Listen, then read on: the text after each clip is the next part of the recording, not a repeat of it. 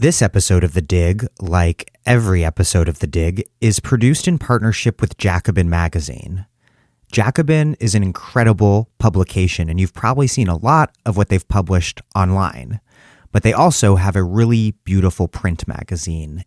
It comes out quarterly and has well over 100 pages packed with illustrations, infographics, and some of the best graphic design in the country. Dig listeners can join 50,000 Jacobin subscribers developing socialist political thought and debate for just $15 a year. $15 gets you an entire year of Jacobin in print and access to the magazine's entire back catalog. If you've never subscribed to Jacobin before, you can access this deal by going to bit.ly/digjacobin.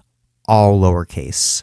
That's bit.ly/digjacobin. bit.ly/digjacobin. All lowercase.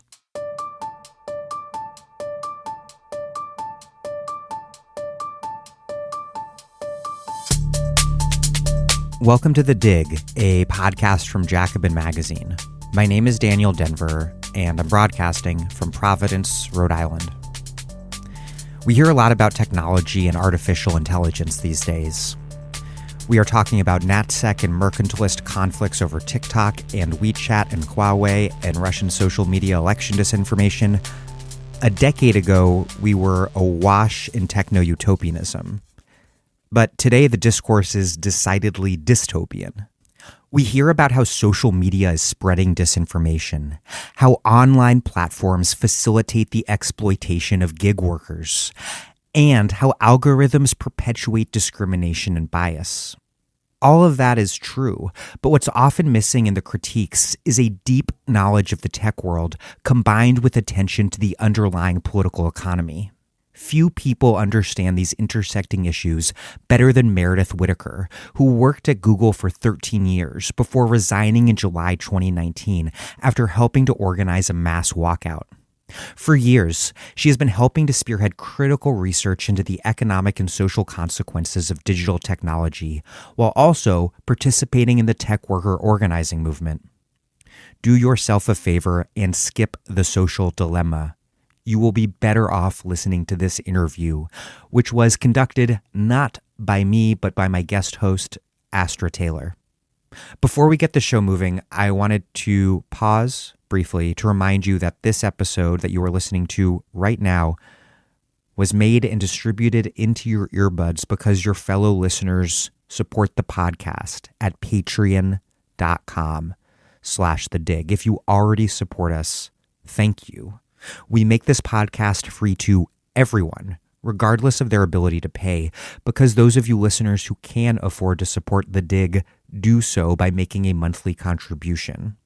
So if you haven't contributed yet, and you are a fan of the show, and you've been meaning to contribute, please just hit pause for a quick moment now. Navigate your web browser to patreon.com/thedig and make a contribution. That is patreon.com/thedig. One note, this pandemic sometimes makes technical matters a little more complicated than normal, and the audio quality isn't quite as good as usual, but it's totally fine and intelligible, and the interview is spectacular.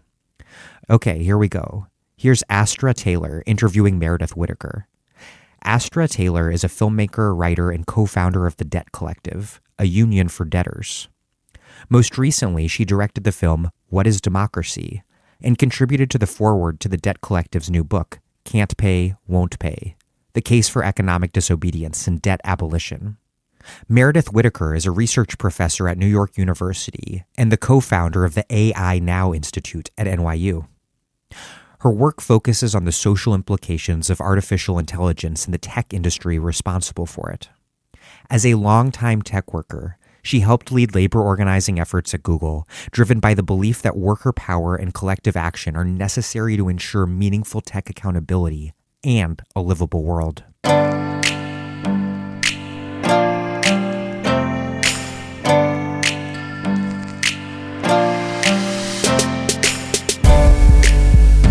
Meredith Whittaker, welcome to The Dig.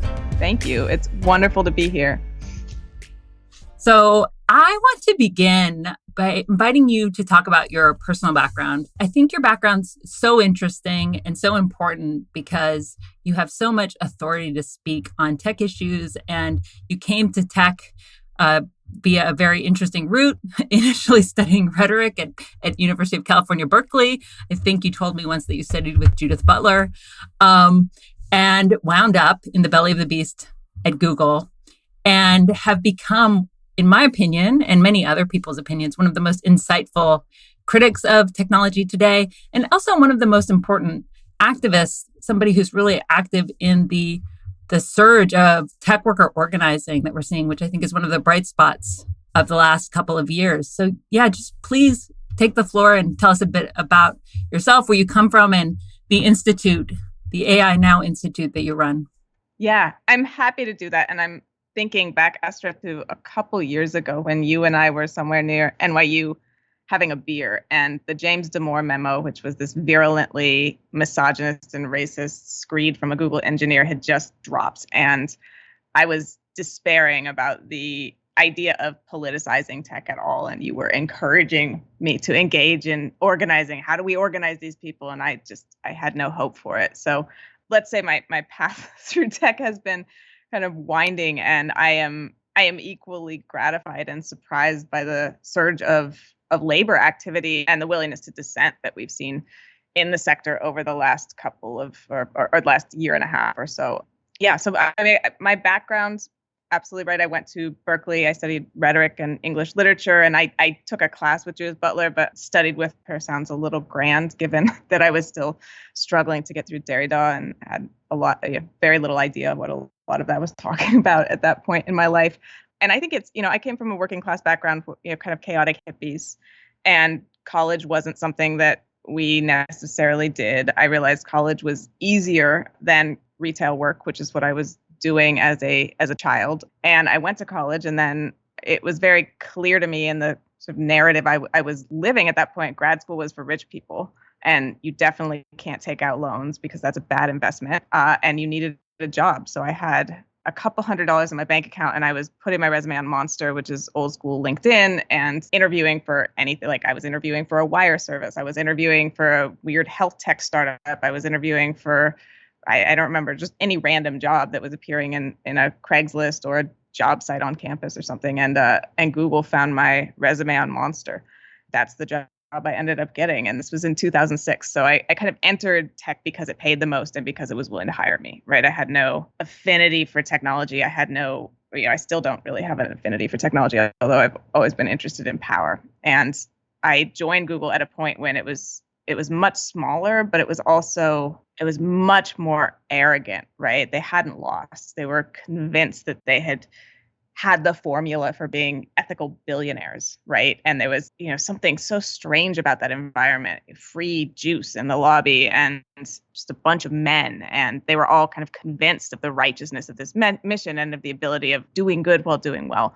So that was sort of how I dropped into that space. And quickly, I don't think I understood a lot of what I was reading in my rhetoric education or in the sort of critical engagement with, quasi-left politics, until I started sort of pushing at Google and beginning to recognize the way institutional power worked within the company and through the technology that the company was producing. And, the story of my tenure there is, I ended up founding a research group. We worked on issues of measurement. I learned a lot of what I know about tech by asking questions and kind of figuring it out, doing it, being allowed to do that all day. So you do, garner kind of skills around that. And I ended up being particularly concerned with artificial intelligence, or what was being marketed as artificial intelligence, because I happened to be in a very privileged position inside the company to be seeing the, widening disparity between the claims that were being made on, the cover of Wired or, in the sort of public discourse and the capabilities of these technologies. So I was, by the last quarter of my over a decade-long career at Google, I was known pretty prominently within the company and certainly outside as sort of a dissenting voice, right? It's, people would say it's cool that Google lets you do this, right? And I think fairly naively, I kind of believed that was critique was a mode to redress, right? It was a mode of change. I worked hard on my arguments. I was convinced that I was right. I was right most of the time. And I was still kind of stuck in this pattern where I was effectively a kind of a tokenized dissenter, right? I didn't have power. I wasn't actually kind of in the rooms where these decisions were being made ultimately, but I was creating the illusion of a rousing debate, right? Where all sides were listened to, and it just happens that the old men then go in the room and make the decision after the hearing. And it was, that experience and, combined with kind of a deep understanding of the way that tech as a socio-technical ecosystem worked, right? I'd been inside that company. I spent my youth inside that company, that I think led me to organizing and led me to recognize, this is not, dissent is just words without power. And we need to begin figuring out how we can build the power to actually contest some of these increasingly frightening and increasingly ubiquitous technologies that are being sold by Google. I want to dig in a little bit more there because, that is, I think, part of what's so powerful about the role you're playing is you have an intensely credible critique with a relentless attention to the power dynamics and the need for, sustained and militant forms of pressure. So, whether that's strikes or, open letters, all of these various forms of dissent that you've engaged in. But, I just want to underscore that while you were at Google, you did climb the ladder. Yes, you began by them sort of scouting your resume on Monster, but you ended up running or even founding, I believe, the Open Research Group. And I want you to dig into that sense where you for a while you were allowed to kind of critique from the inside, right? And then you pushed that to its limits instead of staying within the bounds. And so tell that story and where you went afterwards. Yeah, absolutely. So I joined Google as a contractor doing what was effectively customer support work. That's not what I understood I was going to be doing because the title of the job was opaque, as they often are, but that was effectively what I did. And I think I joined with a lack of familiarity with the way that sort of elite capital institutions work, sort of coming from my background, where I was naive enough not to realize that a lot of the checks weren't actually written to me. So, I tried to cash them. And one of those was that, that at Google, if you see an opportunity, if you make an opportunity, you can sort of do that work, right? There was a lot of encouragement to innovate, to have 20% projects, to spend some of your time tinkering with an idea that may just go somewhere. And of course, that was targeted to engineers whose intellectual property they owned, who would then go on to potentially create a product that made them a lot of money, right? And there were examples of these.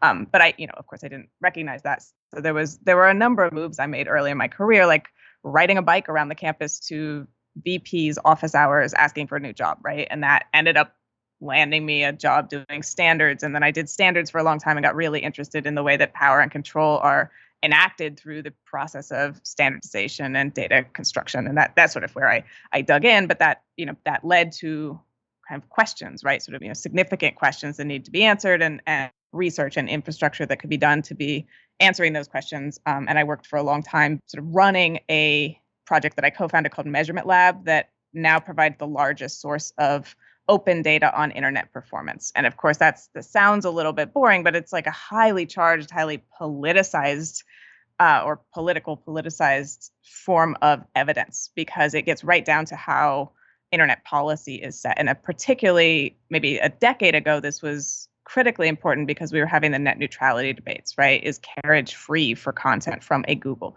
right? Whose responsibility is it to fund these infrastructures? And it was pitting the ISPs, the Comcast, the Verizon, et cetera, against the content providers, so-called the Googles and the Facebook and what have you.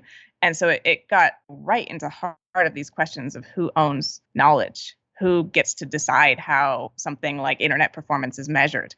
And it was kind of a perfect, it was an interesting project because we were doing everything from sort of like running infrastructure to running game at the FCC and sort of arguing for this. And it really gave it was a cross section of how these sort of techno-political efforts often work.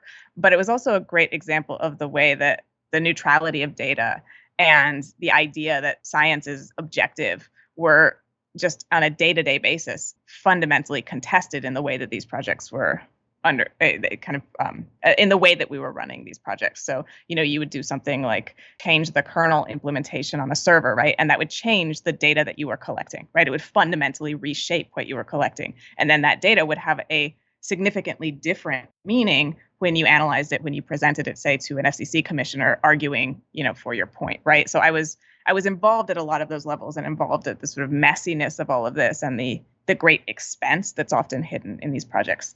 And I think that was the experience that allowed me to fine tune my politics within the context of the tech industry and begin to understand the way that that technology was interfacing with politics and power. And it also led me to a deep concern with artificial intelligence, which I mentioned earlier. And that was really driven by my intimate understanding of the data creation process, and that constructing data wasn't an arbitrary choice necessarily, but it was certainly political, and data was more a reflection of what I wanted to know than a natural imprint that was left by the thing I might be interrogating, right? And then when I was watching AI become the new fad about 10 years ago or so, and I was concerned because AI is this practice of just hoovering up vast amounts of data almost certainly uncritically, right? Like they don't train AI engineers to question the data. That's sort of a given, right? It's that, that's not their lane. Just take that data, create representations of the world, whatever that subsection might be, based on that data, and then sell that as, some kind of intelligent engine that is able to make claims and predictions and determinations based on that. So, the way in which that was, my concern about AI came through this understanding of how messy and political and contingent measurement and data construction are. To go back to that moment at the bar and the despair, the memo that you referred to kind of put on display for the world how unobjective certain employees of Google were, right? And the biases that were lurking not just in that one company, but in Silicon Valley more broadly and in the world more broadly. But maybe speak about that and the walkout, and then we'll dig into some of the bigger political conceptual issues. Yeah. So the Demore memo was a low point at the company, at least morale-wise for me and a number of my comrades. This was a software engineer named James Demore. It seems pretty clear to me now, looking at the way events unfolded, that this was a bit of a setup, right? He had media prepared. He was sort of ready for the implications of what happened and took full advantage to become a sort of B-list reactionary YouTube star. But he wrote a memo that essentially claimed that women were biologically less adept at math and engineering, right? So it was justifying misogynist hiring and promotion practices, misogyny within STEM, and it was written in a tone we may now be more familiar with, which is the sort of snide, kind of fake objective tone of people who use facts and logic to make racist, sexist, ableist claims. But it circulated throughout the company, and because the company's communication infrastructure sort of allowed for a lot of mailing list debates and was a little bit raucous to begin with, what it did was not just highlight that there was a shitty, backwards, misinformed engineer in our midst, which is not that surprising if you've been in tech, but it was also kind of an acid test that began to expose how many others agreed with him, how many others were willing to defend or excuse or even credence some of those arguments. And it was obviously a very difficult time to be somebody who's not, a self-righteous white man in that company. And then it was also difficult because the company's response was slow, because a number of my trans colleagues in particular were doxxed and harassed and faced significant backlash, right-wing, reactionary, fascist contingents outside the company, because this leaked, and then it became something that it was actually putting people in danger and making a number of the rest of us feel extraordinarily fearful. So it was a moment where it was very clear that the specter of this type of right-wing, reactionary, young white male kind of Gamergate mentality was coming from inside the house, and that we weren't, protected or defended. There was not a robust response. Although he was eventually fired, there was not a robust response from the company. And it was all, it was very clear a room full of lawyers were nervously writing kind of hedge words for the executive to say, but the real import, that kind of behavior was not being felt by by them, and there wasn't much concerns. Or it was an incident that exposed how pervasive a culture that many of us had experienced but hadn't seen laid out in front of us in its full expansiveness. So that day, it seemed that, as you said, it was this acid test. So suddenly you're seeing people come out of the woodwork, either explicitly or implicitly. But a lot of people also were galvanized in reaction. And, in that sense, it was a pivotal moment of seeing, hey, there's actually a lot of people who haven't lost touch with their humanity working here, too. Yeah. And there was organizing in response to that. There was an open letter. There were entreaties and petitions to executives. There were people who, I believe this is the first time that folks recognized that the NLRA, the National Labor Relations Act, and the protections for workers therein allowed us to speak publicly about workplace conditions. There is a culture of demonizing leakers and sort of a culture that mirrors sort of nuclear family structures of control. That's sort of don't air the dirty laundry. We can talk inside but not outside. And for a long time, the idea of a leaker was sort of just a bit above a murderer in terms of the kind of hierarchy of scoundrels within Google. And I think this was the Damore memos when people began to sort of break those norms and question those assumptions. And it, along with a lot of other organizing, a lot of other struggles, laid the groundwork for the walkout, which happened a couple years later, although time has sort of collapsed for me in this COVID bubble. So pardon me if I'm getting it a little bit wrong there. And that you helped organize. You helped organize the walkout that was much larger than I think anyone expected, at least from the outside. I don't know how you felt as an instigator. Yeah, it was a moment that, there's no recipe for it. The walkout was in response to, one more sign that proved just how deeply encoded misogyny was within these companies, how clear it was who was allowed to win and who was seen as disposable. This was the $90 million sexual harassment bonus, as we called it, to Andy Rubin, who was an executive who sort of ran the Android branch of Google.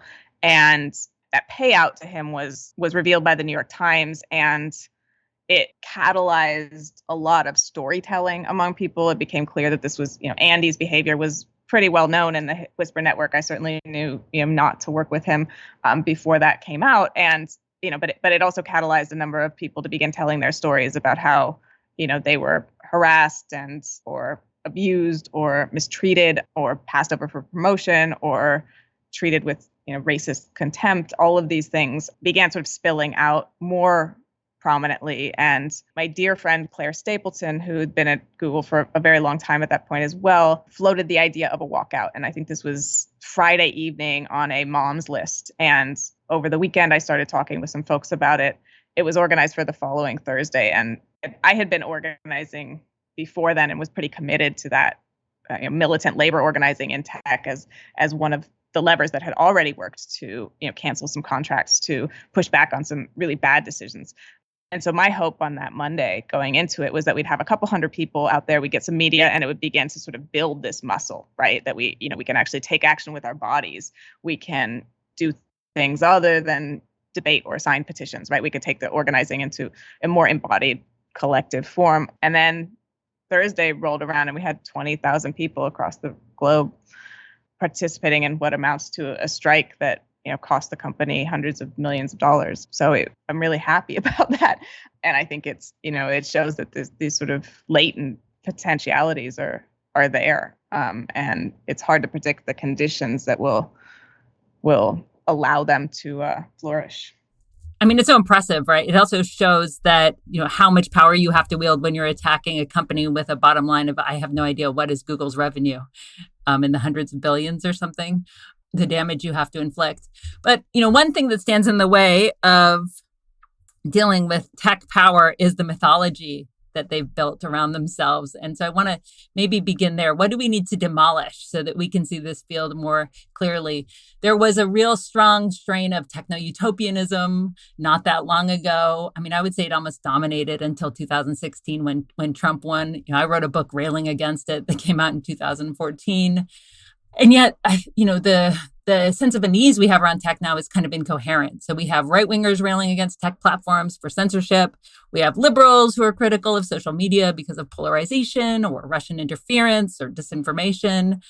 And so I I want you to reflect on, what you think are some of the pernicious or misleading myths or ideas about technology. So things that we need to get rid of. I'm thinking about one, the idea, right, that all it takes to succeed in tech is a good idea that you can do in your garage, right? When the political economy of tech is way more complicated. The two guys in the garage is almost like the myth of the yeoman farmer for the tech world. And totally belies, the level of state investment and the massive fortunes that are operating and the structures of, venture capital, all of this stuff. Yeah, absolutely. And that those two boys needed a check with a lot of zeros to do anything with that idea. Yeah, you picked one of my favorite / least favorite self-serving Silicon Valley myths. And I think it's one of those myths that really, that what we see around us, these networked computational devices and services and products, are a product of pure innovation. That what happened was that, sometime in maybe the 70s, the 80s, whenever you want to date this myth, guys just started having ideas. And then, here we are, we have Moore's Law, we have innovative products and services. And this actually reflects a kind of meritocratic view of scientific progress, right? It's what we have is the best, because the best ideas from all these millions of garages, those are the only ones that won out, right? And that, in fact, what we are seeing is the product of progress. And I think, I think one, that's just not true. What we're seeing is the product of what is profitable for a number of multinational corporations. And there are many other ways we could have done things. We are also, I think with this myth, seeing a version of tech that is sort of dematerialized, right? It's just ideas that you have in a garage. It's sort of ephemeral math. It's not hundreds of millions of dollars in computational infrastructure, or the requirement that you have, significant and powerful venture capital backing, or the labor that went into all of the devices and the chips and, the data labeling, which we'll talk about a little later, all of that is sort of erased. And it's just a man with an idea who gets to be, again, this sort of yeoman hero of a structure that pre-existed him and is, in fact, very much contingent on the incentives of capital. It's also very much dependent on a lot of public infrastructures that many others have talked about, right? These sort of investments that went into networked computational infrastructures, the NSF net, all of these other affordances on which this was built. So I think it's, I think we certainly need to decenter that. And we also need to sort of decenter the idea that, tech is too complicated, too smart for us mortals to approach, right? That it's something that, we really don't want to look stupid, so we might as well shut our mouths, right? And I think this is this is a dynamic, this is a story that has allowed only people with elite technical training, which is, of course, very gendered and very racialized, to have standing to discuss the ways that these products, these services, these infrastructures are shaping a vast array of variegated social and political domains that, frankly, these people have no idea about, right? But I think you can look to congressional hearings for the last decades, right? And you see, as bad as they are, as bought as they are, you still see this sense of sort of simpering apologies from Congress people, like, I don't know about tech, but it's okay if I ask about this, right? You see that in journalism as well, where I think a lot of the sort of male tech journalism of the last couple of decades just uncritically accepted these claims, right? For a number of reasons, including not wanting to appear stupid to their sources, not wanting to appear non-technical. And I think we need to really kind of dig into how that story is constructed, how tech was constructed as white, as male. And I would point to the work of historian Mar Hicks on that. I would point to the work of historian Joy Lisi Rankin, who really unpacked some of these myths and how the composition of Silicon Valley and who has power actually isn't a given, right? That there are many forms of a technology industry that included many other people. And it was, in my observation and experience, and as documented in some of this work, it was really when tech became sort of a center of wealth and power that the demographics changed, not the other way around. Right. And so feminist critics and historians have done so much work on this, right? Even the first computer coders were women. And then they got kicked out of those jobs. I mean, and to that point, I think talk about how the fixation on either the engineer, right, or the founder, the startup founder, or even the sort of venture capitalist who has an eye for the next Mark Zuckerberg erases the fact that there's a lot of people working on these projects, right? There's a lot of regular, old, boring labor that goes into them. Yeah, absolutely. And starting with just the people who have to maintain the projects after the idea has been baked. Because, of course, these projects don't exist in a vacuum. Say I write some software, right, and I want it to run on Android and iPhone mobile devices, which if you're going to market that to the vast public, you better be making sure it runs on those devices, right? Those devices aren't static. They aren't stable, right?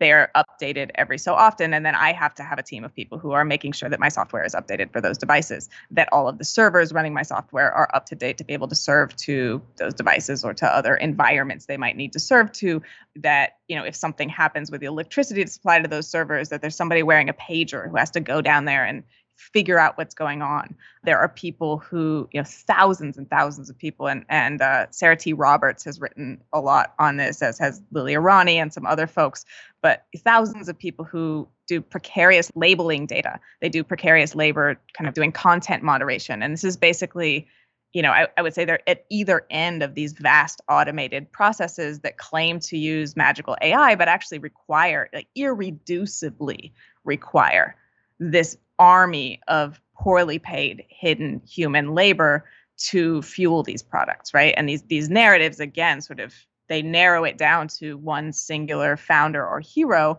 which it structurally erases all of these folks. It structurally erases the subjectivity that they bring to these technical products and services, these, often artificial intelligence that whose primary claim is often kind of a form of objectivity. But it's, ultimately it's humans all the way down. And the more hidden they are, the less well they're compensated, the less well they're treated. And the more room they make for, a boy child hero who can continue advancing this positivist myth, technology as pure thought, as pure idea, as progress and innovation.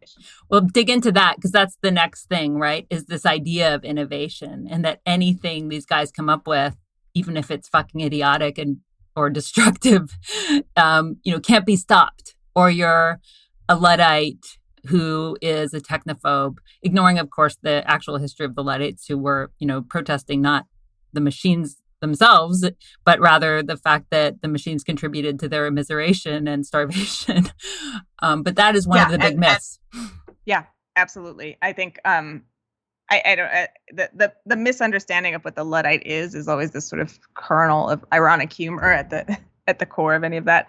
Yeah, so I think the myth of innovation also does a lot to conflate scientific progress with the laytest tech company offering, and I think one of the places where this is most glaring is in this sort of gig economy, where you see, when Uber and Lyft came out of the recession of 2008, their whole business model was, this is innovation, right? We are a tech company, right? They were really intent on claiming their sort of technical credentials, and that what they were doing was, using tech to disrupt an old and crusty and backward and corrupt industry, the taxi industry, using technology.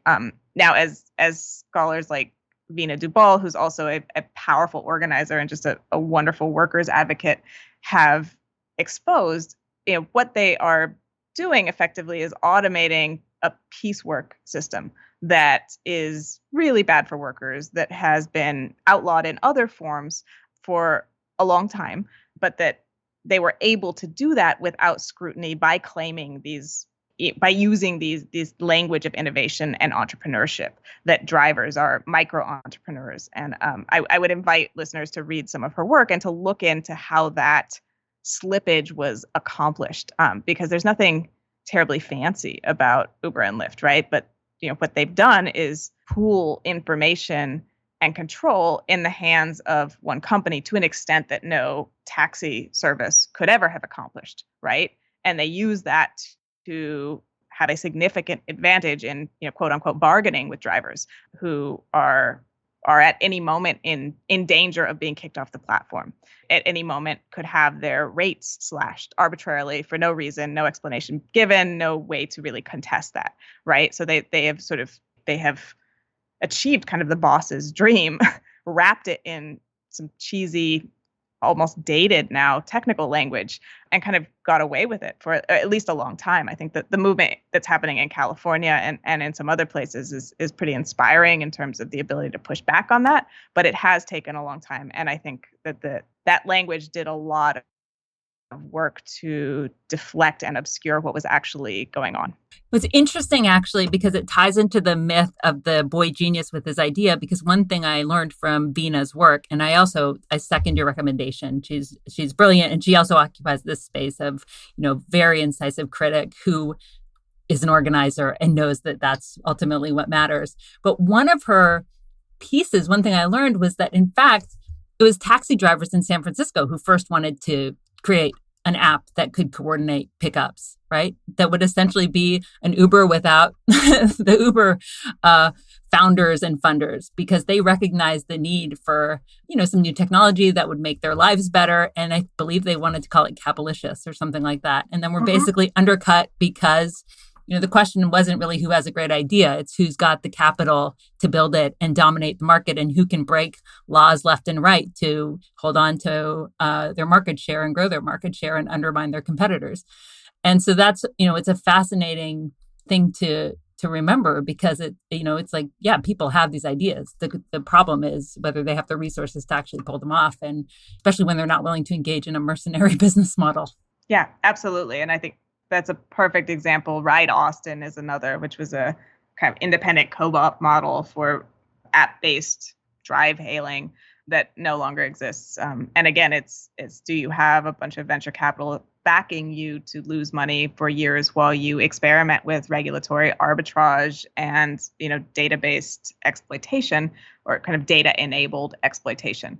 Or are you looking to do something else, and that something else may not be considered profitable enough for you to get the investment you'd need to run these infrastructures, which are hugely expensive. This is another thing that garage myth really misses, right? It costs hundreds of millions, billions of dollars to run these services at the scale to expect them to function, right? And I think it's no accident that while I was at Google, the most powerful group by far was the infrastructure group. These are the people who maintain the data centers and the pipes, and made sure that the physical material infrastructure was working, and that it was being built to scale, and that it was we were et cetera, et cetera. But that group was very rarely kind of on the cover of anything. They weren't out there in the press, right? Their sort of power was very quiet, but that was where they had the biggest budget. It was in Google's interest to keep the materiality and the resource requirements of this tech kind of quiet. And because if you realize that, to make this idea work, you also need $1 billion, it sort of, it tarnishes the myth a bit. Interesting. Yeah. Well, another myth is like the myth that these platforms are neutral. And this is one a lot of people have been working to take down for a long time. And I think it's a rather straightforward thing that you have to recognize, but it's that these platforms, especially the ones that are sort of free or advertiser driven, they cater towards their clients, who are the advertisers. I'd like you to speak a little bit about the YouTube algorithm, right? So there's a lot of attention and concern about polarization, radicalization on these online platforms. And, the question is, well, why can't these companies fix it? Why won't they really address the problem? And the problem is because if they did so, they'd be attacking their own business model, which is, of course, anathema. Yeah, absolutely. And I do think people are coming around to sort of recognize that, the business model, the structure itself is the problem, there isn't an error with the business model that can be corrected. The business model itself is the problem, which certainly wasn't true a couple of years ago. But, with the YouTube algorithm, when we were organizing, and there was some organizing around YouTube in particular in 2019 after Steven Crowder, who's just oleaginous right-wing troll who has millions of YouTube followers. I don't even know. Those numbers are astronomical, and I wonder who. But he attacked journalist Carlos Meza, and he'd been doing this for a while, who is a queer Latinx man, sort of inciting his followers to targeted harassment, death threats, et cetera. It's a pretty standard formula in those circles, sadly. And folks at Google, there was a number of queer folks at Google, a number of allies outside who protested YouTube, just not taking these issues seriously. And one of the demands that a number of us were making was just shut down the YouTube algorithm, right? Like we don't care. You can search for something by title. You can have videos available displayed chronologically. There are a number of ways to present this content that doesn't rely on a machine learning based algorithm that is calibrated for engagement. And engagement is it's a marketing speak or tech marketing speak for getting people to watch as much YouTube as possible so they see as many ads as possible so you get as many ad dollars as possible. That is the business model, right? And of course, shutting down the algorithm would kill YouTube. There would, it would significantly reduce ad revenue. There's a whole ecology that's built on that kind of engagement. And I think what I liked about that demand was it sort of, it's very clear that if you wanted to stop the problem of YouTube becoming essentially sort of Nazi CNN, you could shut that down, right? But you would also be shutting down YouTube, right? And so what is, well, I mean, you might be making YouTube, you might actually be making YouTube better, but it wouldn't be as massive a company as it is. It wouldn't be feeding you into the next video and the next video. It wouldn't be maximizing engagement as its sole purpose. It would have a different set of principles guiding it.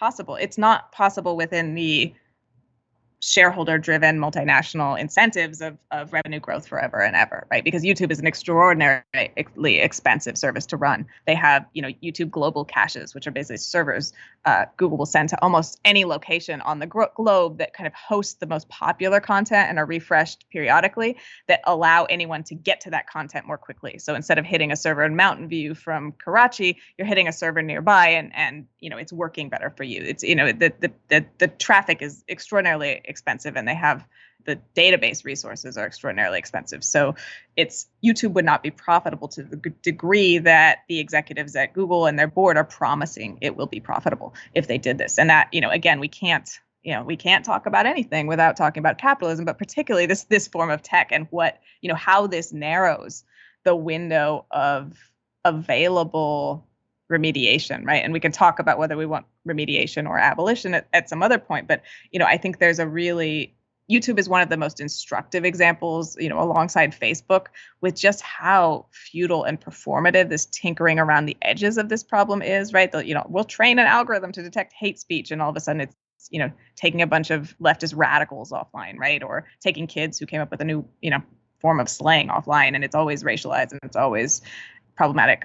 But it's, there is no way to square the problems that are caused by this business model with a continuation of this business model. And I think YouTube is kind of the example of that because they've also just been so ham-fisted with their messaging and their marketing. And a lot of, the folks running it have been there forever, much longer than I have, right? So there's also kind of a way in which they drank their own Kool-Aid a very long time ago. And I think are completely desensitized to the profundity of the issues they're now facing and totally ill-equipped. And I could speak to that firsthand at Google, but I think it's true across the valley.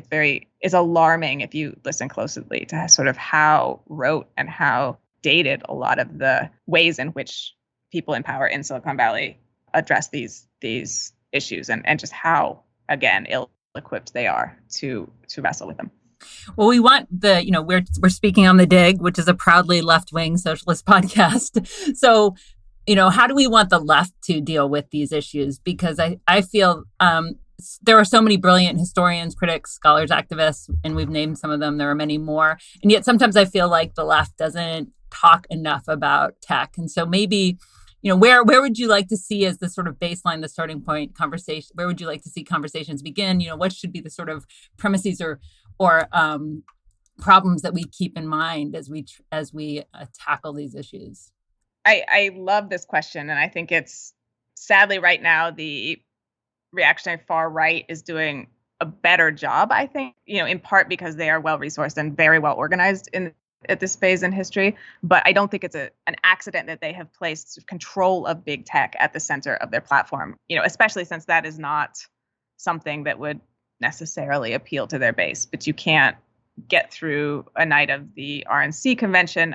You can't do that anyway, but there's going to be multiple mentions of anti-conservative bias, right? Of sort of big tech monopolies out to get conservatives. And I think there's a way in which they have understood the centrality of tech to almost all social domains at this point, and a way in which they have have read the problems with tech as problems of power and control, and not problems of, technical mechanisms and their, interestingness, right? Which is sort of a hangover from the Obama era. There was such a technophilia there, right? It was like, oh, it's database policy. This is going to be great, right? But it was not looking at who owned the data, who made the data, who analyzed the data, and who had control over what these things said, right? Who had control over these infrastructures. So I think fundamentally we need to look at this as a problem of power and control. And sure, framings around antitrust and monopoly can get us part of the way there.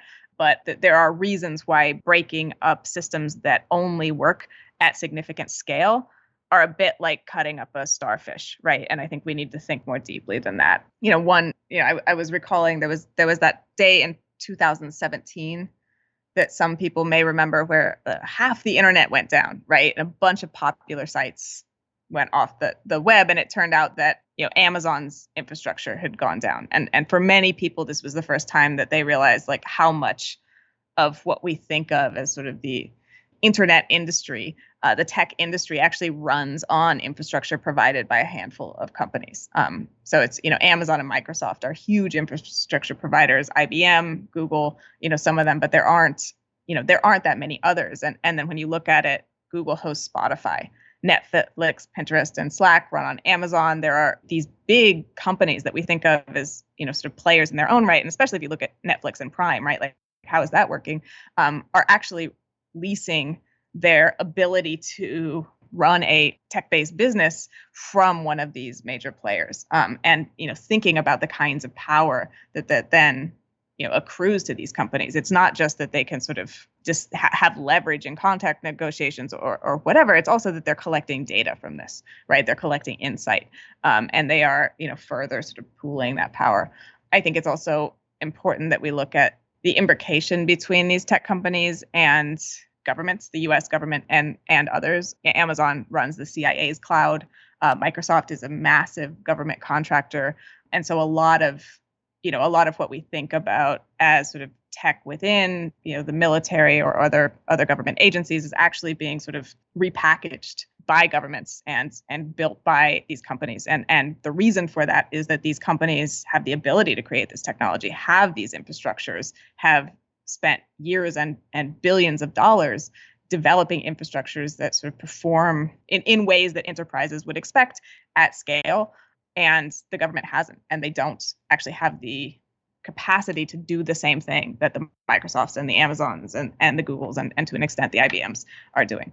So it's sort of an analysis of power, and then it's also digging where you stand, right? Where is tech touching the issue you care about? Because I don't think centering tech is very interesting, right? I think centering power is interesting and being like, holy shit, Amazon has a lot of power. They have tendrils in so many of the domains of life that we, that we have not potentially connected.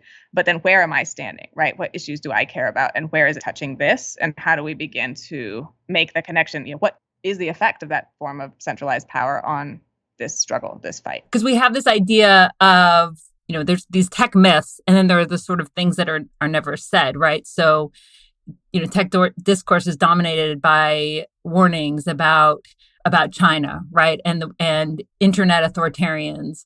And instead of developing a coherent critique of American corporate technological power. The reflexive response when a lot of people bring up kind of technologies of social control is immediately to point to China. And of course, this narrative is doing a lot of work. And, China comes to represent sort of the apotheosis of dystopian authoritarianism. Like, this is one more reason to defend our American values. And oftentimes the Chinese social credit score is brought up as the example here. And I think, this is in no way defending the Chinese social credit score. But, there are kind of nuances there that we need to bring up and understand in the context of tech in the U.S. and the way that U.S.-based tech companies are proliferating globally. And one of those things is that, frankly, the Chinese social credit score is an acknowledged state policy, right? They write it down. They speak about it. It's known, right? This is something they are doing and that they are admitting to doing and that they are letting everyone in on. And in the U.S., our tech is controlled primarily by private companies that operate behind a veil of corporate secrecy. And it's not the same as the Chinese social credit score, but we are having, there are a number of kind of ad hoc or non-coordinated products that do many of the same thing same things. And I think I'll give a couple examples. There's in 2019, the New York Department of Financial Services kind of issued guidance that allowed life insurance companies to set premiums based on people's social media posts, right? You have a leaked document from Google Sidewalk that proposed, and for those of you who hadn't been following, Sidewalk was a massive smart city project that Google had planned on the waterfront in Toronto, and a lot of amazing organizers actually pushed back, and the project was canceled. But it was a sort of fully technophilic city infrastructure that would have smart sensors and cameras and all sorts of things that was supposed to improve civic life, but is obviously sort of funneling massive amounts of data about our daily activities, our spending, our parking, our friends, et cetera, to a company that isn't even based in Canada, right? And there was a lot of pushback on that, and it was it's an instructive effort that I would encourage leftists to look into. But Google Sidewalk, in addition to wanting to sort of instrument this city and extract all of this valuable data and become sort of a dependency on which civic life relied in Canada, Google Sidewalk also proposed the implementation of basically a kind of a citizen credit score by another name. And this credit score would just sort of, it would aggregate data about people's habits, their spending, et cetera, and just give a sense to those who were receiving the score, whether that person was trustworthy or et cetera. You have, companies that offer blacklists for bar patrons, right? They're companies that are offering blacklists for landlords. You have facial recognition companies being used to sort of identify people who are criminals or people at the border. So I don't want to make too much of this comparison because, of course, there are significant differences. And I think the ways in which the sort of China story has been narrated is pretty warped. But, this is to say that we have a lot of these infrastructures operating now in the U.S., but they're operating through private companies. They're often hidden from the people on whom they're operating, and they're rarely discussed in the same terms. They are not the type of grand political project that the Chinese party and government is offering. They are, a hodgepodge of smaller services that are being offered by companies for profit, but effectively doing the same thing and effectively engaging in a form of classification and social control that is determining who gets resources and who doesn't, who is worthy and who isn't. And we should look really carefully at, in whose hands that power lies. 100%. So I want to ask three very tightly interrelated questions. The first is just, what is AI? What is artificial intelligence? How much of what we hear about it is hype? I just made a note of a headline I saw from the Financial Times day before yesterday. An AI breaks the writing barrier. A new system called GPT-3 is shocking experts with its ability to use and understand language as well as human beings do. I feel like I've seen that headline like 100 times.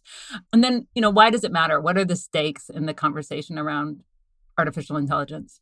What is AI?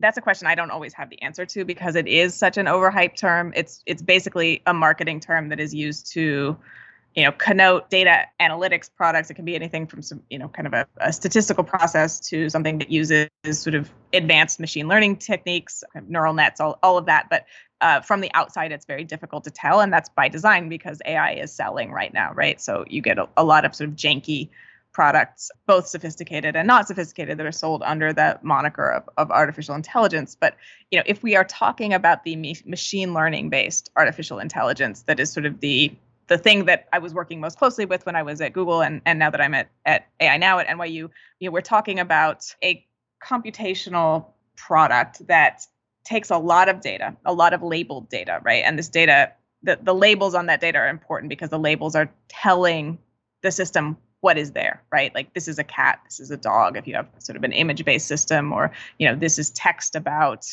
this or text about that, if you have a language-based system, et cetera. But those labels are important and they're labor intensive, right? Anyway, it takes a bunch of labeled data and it basically learns from this data some kind of representation about something, right? So it can learn from a data set of faces, sort of how to, or a data set of kind of faces that have been pre-processed. It can learn kind of how to recognize a face, or it can learn how to recognize a cat, or it can be shown pictures of everyday objects. And then when it's shown another picture that was not in the original data set, it can say, oh, but that's a that's a book or that's a cup or what have you, right? So these are systems that require massive amounts of data to instruct this model on what kind of version of reality it's going to be interfacing with, right? So this is the way the world looks. This is the way people look. This is the way a face looks, et cetera. And then it requires intensive computational resources to sort of what we call train this model. So that's basically to sort of kind of use this data to teach it what these worlds look like. These models are then deployed to kind of analyze new data, right? So once it's seen all this old data, it's learned what things look like. It's able to sort of encounter new data and make a prediction of what is that? Is that a picture of a cat, or is that a picture of a painting? Is that a person, or is that a cartoon? Whatever it is. So that is a sort of simple version, a kind of condensed version of what AI is. But I think in that version, there are some important points to be aware of. And one is that there's sort of no magic to it, right? This is taking information generated by humans, labeled by humans, and sort of training a machine to recognize things that look like that information in the future. What it's not doing is building a sort of miraculous system that can objectively understand these things, right? Our brain is not a computer. This is a pervasive and pernicious myth. And that building these systems requires a huge amount of resources. There are only a handful of organizations, most of them private companies in the world, that have the combination of resources needed to create these advanced machine learning models. And those resources are abundant data, which you can't just buy. Computational infrastructure, which is hugely expensive, and there's more to say on that, and people with a type of elite technical training who are able to build these models, to do the sort of work to train them, to kind of parameterize them, et cetera. And that combination is not something you can just bootstrap, and it is part of how this concentration of power functions. Is that a lot of the machine learning that's advertised by sort of smaller companies or used by governments is in fact sort of built at these big companies and then licensed out as a service, right? It's not something that is easy to make. I think it's also, we need to perturb the story of AI as a great innovation that has happened in the last 10 years. And I think we already did a little bit of that. But look at, when and for whom this became a big deal. And this was primarily the ad tech companies, so the Googles and the Facebooks and Amazon to an extent, because Amazon has massive data stores and massive infrastructures. But it was companies that had already begun investing in these computational infrastructures, had already had the resources to collect and store huge amounts of data, already had a reason to do that, right? To sort of profile users and sell more ads to them, and realize that, we can repurpose this to build models that can then extend our reach, right? We can use the resources we have to build AI models that will extend our reach into healthcare or into education, right? So it was a way, I think it opened up a lot of potential market opportunities, which is always something that these companies want. And it was a way of narrating the increased power of a lot of these ad tech companies who were kind of the winners of the commercialization of network computational infrastructure in the late 90s, 2000s. This is something that I think is so key. Just underscoring the amount of resources that you need to have at your disposal so you can deploy AI, whether or not it's as brilliant as it might claim. And then, who has the budget to purchase those tools. And, I think this is where it's easy to get really dystopian, because it's like, yeah, in theory, you could use AI for all sorts of cool things, right? Like a smart city that's not owned by Google, but actually is a public benefit, and you're trying to have more energy efficient and also reliable public transit. That would be great, right? If it was actually in the public interest. But it's difficult to point to examples of these tools being used in ways that we would approve of, because, people we like aren't able to develop, let alone to purchase the services. It's exactly right that the subjunctive has done a lot of heavy lifting in allowing these tech companies and their wares into our lives, right? Like, it'd be great if the bus came on time. Well, Google says they're going to make the bus come on time. So why not, right? And I think that is particularly in the government sectors, that has happened at a time after 4 decades of neoliberal austerity policies, where that type of offer is difficult to look at critically. And we've seen disasters. I could speak to one that just comes to the top of my mind that I think you and I have talked about before. But the state of Michigan under Rick Snyder, and who is the governor of Michigan, who presided over the Flint water crisis and should be in jail. But Rick Snyder, under his governorship, Michigan implemented a system called Midas, and this was an automated system that was meant to adjudicate unemployment claims. And so they fired everyone in the unemployment benefits office who had been assessing these claims for fraud or to make sure they were valid and the paperwork was done well, and instead put in an algorithmic system, sort of proto AI system, that was going to do these assessments instead of human labor doing these assessments. It was money saving, it was efficient, it was technocratic, all of these sort of neoliberal values. And the system ended up getting it wrong or inaccurately accusing 40,000 or more people of fraud. Right? This led to bankruptcies, this led to suicides, this led to a kind of scarlet letter that became part of people's credit and their permanent records, so they couldn't get loans, they couldn't get jobs in the future, right? It followed them around.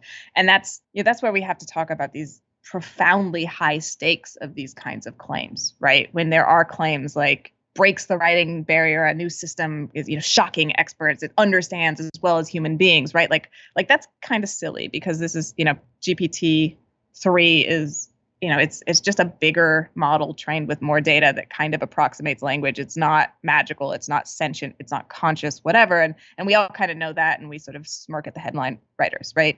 But that narrative is doing, powerful work, right? It's sort of, softening the ability to critique these systems. It's making it harder to contest and question them, and I think making it easier for kind of neoliberal technocrats who are fine saving money, maybe don't really care about people, are fine with certain populations being irreparably harmed by the mistakes that these actually very brittle and dumb systems make. It gives them an excuse to sort of carry on. And the confluence of decades of austerity and the starvation of our social infrastructures with these kind of the credence in this tech magical thinking, I think has done a significant amount of damage. And a lot of times we don't know where that damage is coming from, because, as in the Michigan case, a lot of these people knew something was happening. They didn't know the system was called Midas, right? We learned about that from the lawyer who tried the case. But these things are often implemented in secret. And, oftentimes there's sort of contracts that enforce trade secrecy and non-disclosure and other things like that. And so sort of tracking down, where is this coming from? Where is, who believed that this technology was magic? Who allowed it to govern our lives? And how do we trace back the harm that's being felt on the ground to a system that was designed in, a boardroom in Sunnyvale? And I think sometimes the cynicism is even more overt than that. The austerity is the goal of these tools, right? That they're that's the thing. The state isn't deploying technology to enrich and empower the citizens. It's often being deployed to deny people benefits. I mean, we saw that just now post-pandemic in Florida, where the unemployment benefit website was essentially broke on purpose, right? They wanted to keep the numbers down, so they made it hard to use. The Debt Collective, which is the union for debtors that I organized with, we just had this with the Department of Education. So we created a mobile form, so people could exercise their rights to get their debts discharged. Then this was under Obama. The Department of Education says, no, we'll take the form, and decided they were going to do a $90 million website redesign to make this form work. And a whistleblower a month ago just came out and said that the $90 million redesign was nixed because it was too, quote, user-friendly. And they didn't want people to be able to use the federal government website to actually enact their basic rights and potentially get debt relief. So we have something that's so cynical, which is using technology to make people's lives impossible and to demoralize, disempower, degrade, and maybe destroy them, because the stakes are really high right now. So that's, I think that's something to be aware of, is like we associate tech with shininess and efficiency. And it can also be, it can be used for something that's the precise opposite of that. Yeah, that deep frustration when using some dumb technical portal isn't working, right? When you're trying to log on to something, when you're trying to make Zoom work, when you're, doing whatever it is, and it just doesn't work. And, I was in tech for, it's almost 15 years now, and it still happens to me every day.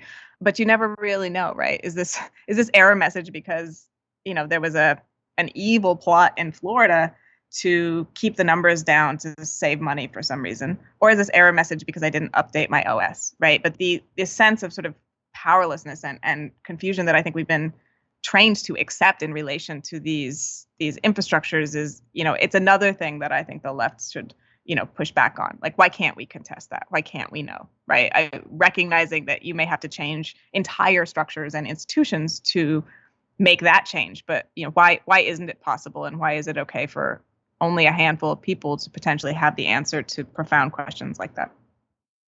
I'm Naomi Klein. You're listening to The Dig, as well you should be, and you can support them on patreon.com. This episode of The Dig is brought to you by our listeners who support us at patreon.com, and by Verso Books, which has loads of great left-wing titles, perfect for Dig listeners like you. One that you might like is Fully Automated Luxury Communism, a Manifesto by Aaron Bastani. In the 21st century, new technologies should liberate us from work. Automation shouldn't undermine an economy built on full employment, but instead should be the path to a world of liberty, luxury, and happiness for everyone. Technological advance will reduce the value of commodities, food, healthcare, and housing, toward zero. In Fully Automated Luxury Communism, Aaron Bastani conjures a vision of extraordinary hope, showing how we move to energy abundance, feed a world of 9 billion, overcome work, transcend the limits of biology, and establish meaningful freedom for everyone. Rather than a final destination, such a society merely heralds the real beginning of history. Fully Automated Luxury Communism, a Manifesto by Aaron Bastani, out now in paperback from Verso Books. So I want to pivot to the pandemic, which somehow, we've managed to not mention for a while. So that's impressive. The economic crisis and this reality we're living in has revealed our dependence on technology in a pretty profound way. I mean, just in the most sort of literal sense that people are relying on Amazon, Instacart, right? People are dependent on Zoom for work. Little children are dependent on Zoom for their school. And this is worrisome because I just read yesterday that Bezos is now worth $200 billion. So these tech companies are amassing even more power and monopoly control. But there's an element, right, of Naomi Klein's classic idea of disaster capitalism and the way that tech companies are moving in. And we're seeing this in other ways, too. I'm thinking about resistance hero Governor Cuomo and the way that he made this big show of reaching out to Eric Schmidt and, people who could advise him as he tries to guide New York State through this crisis. I'm also thinking about how, I don't know what it means for all of us who are experiencing this thing people have been talking about for a while, but sort of the collapse of all of the different spheres of life. So the workplace, the home, the school, the doctor's office, like the dance party, right? It's all now through these few platforms. Yeah. And then they're also taking over the government, as the Cuomo example shows. What does this moment tell us about the power of these companies? And, what are you worried about moving forward? What has COVID revealed? I don't know that my concerns are different than the concerns I had going into COVID, but I'm worried about the effect COVID is having on so many millions of people, just how devastating it's been, specifically for, Black people and people of color and others who are sort of, for a number of reasons, forced into sort of lower paying jobs, have lost their jobs. And I am, I'm deeply concerned, again, with this kind of acceleration of the feedback loop between these austerity policies and these often shifty, possibly broken, maybe malfeasant tech solutions that fill those vacuums. And I think, you saw that in New York where, the only budget that was increased was the NYPD. Everything else was slashed. And then there's this big ceremony of basically, turning over key facets of government, or at least intending to turn these over to tech billionaires who very clearly have their own agendas on this. So I think, we're seeing kind of an acceleration of that. And we're seeing also how slippery these companies and some other companies are, and in the way in which they effortlessly reposition existing products or capabilities as solutions for COVID. So, Facebook has been pushing Facebook for schools for a very long time. They have these education platforms. There were some kids in Brooklyn who walked out of school because they hated them so much, right? It's just, sit kids at a terminal and call that education. But they are now marketing these learning platforms as sort of homeschool aids, right? So it just, quickly shift this to, this is now the solution to the problem you're facing, which may be an overcrowded house without like room or attention to be able to do schooling. But, here's Facebook sort of rebranding its products for this moment. I think you're seeing that across the board. My colleague, Erin McElroy and Genevieve Freed, who, Erin is one of the co-founders of the Anti-Eviction Mapping Project and is a scholar who's looked at housing and housing justice and sort of the concept of property for a long time, and is now looking at, what we've termed landlord tech, which is this, these technologies that are being used to increasingly surveil and assess tenants and people seeking shelter and they're no good. But we looked at a number of companies who had sort of pivoted around COVID to sell their technologies as, when before they were marketing it around kind of neighborhood security and the specter of bad, not letting someone bad in your house. Now you had facial recognition entry systems that were being marketed as touchless, as somehow capable of excluding those who are plague-ridden and only admitting those who aren't, right? That this is magical thinking, right? The kind of database infrastructure you'd have to implement and the kind of invasive health data you'd need to make that a reality are extensive and just don't exist right now, right? But you see one, kind of the ease with which this marketing is adopted, and frankly, the ease with which it's considered credible by a lot of people, and two, the willingness for these kinds of infrastructures. And I think in that example, there was a company called BioConnect that does facial recognition entry services, access services. So instead of a key, you present your face to a camera, and if it recognizes your face, the door opens for you.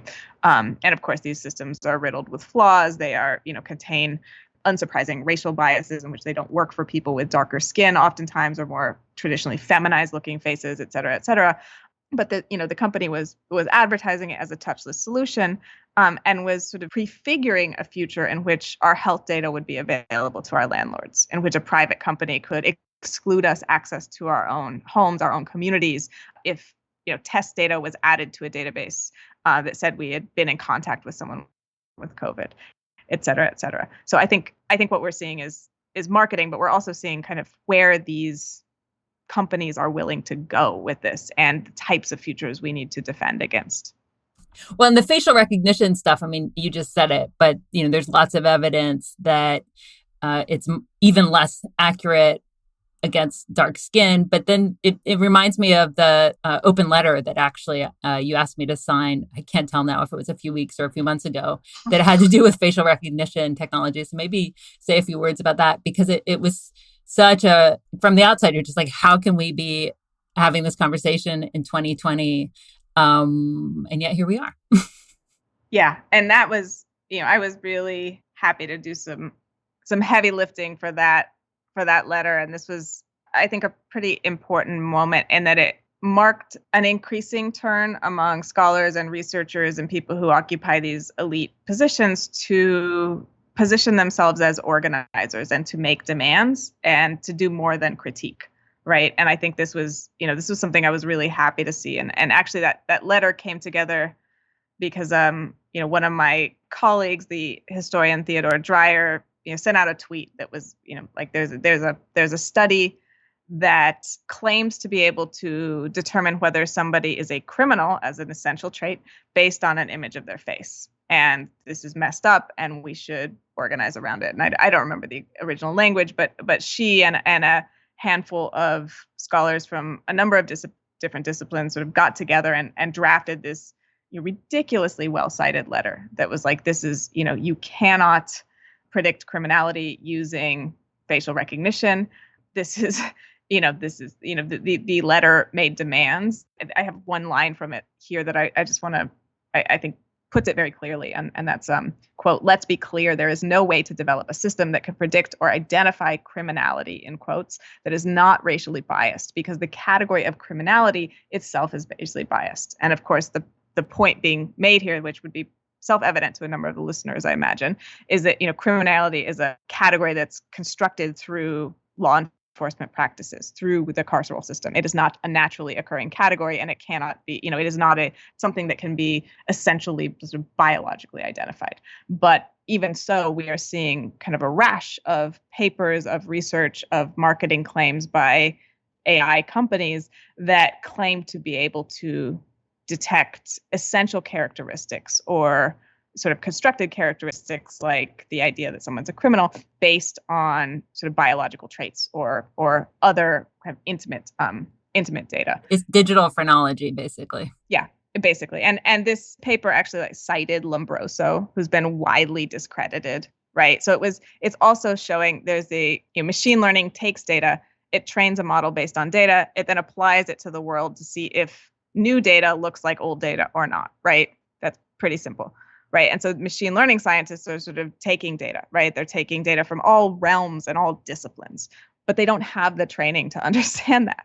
And so you're seeing this sort of slippage in which, someone like Lombroso can be cited as a credible source by people who were never given the opportunity or never had the interest to sort of dig into the extremely messy and grotesque histories of race science and physiognomy and Lombroso's methodological failings and all of this, right? So you're seeing a combination. There's a kind of naivete, which is being driven by the industrial incentives that mean that everyone who's studying computer science is now studying to be an AI engineer suddenly, and is driven by the sort of disciplinary narrowness of that field, where none of these critical questions are up for debate. And if they were up for debate, there'd be a lot of problems for the industry and the set of incentives. And I think, of course, the idea that you can automate the detection of criminality it serves a lot of other purposes as well that are kind of in line with some of the worst tendencies of our present moment. What counts as a crime is always a political question. So there's no market for an app that detects criminal bankers or criminal landlords. I want to go back to the housing thing, because you mentioned Aaron and the Anti-Eviction Mapping Project, and actually the Debt Collective is working with them right now, building a tool for tenants, right now focused in Los Angeles County. Hopefully something will be built that can scale up to California State. But in Los Angeles County, experts warn that 365,000 households, not individuals, but households, are going to be at risk of eviction when the moratorium on evictions lifts, right? Mm-hmm. And if you go to the state county website, there's a nice little handy dandy app there if you want to evict your tenants. The state provides a digital tool, a mobile, app, right? And it's like, here you go, get that eviction going.